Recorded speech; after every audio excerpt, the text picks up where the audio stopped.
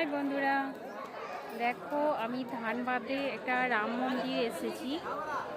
টুলু মাতর মানে এখানকার মন্ত্রী, ইনি বানিয়েছেন। এটা তোমাদেরকে দেখাচ্ছি আমি পুরো মন্দিরটা। দেখো বন্ধুরা, মন্দিরটা তোমাদের কীরকম লাগছে।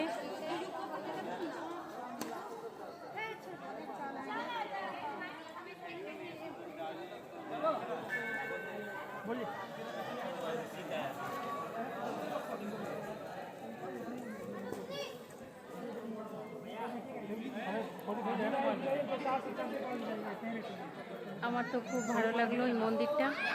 বন্ধুরা, তোমাদের কেমন লাগলো এই মন্দিরটা তোমরা বলবে। তোমাদের যদি ভালো লাগে লাইক কমেন্ট শেয়ার করবে।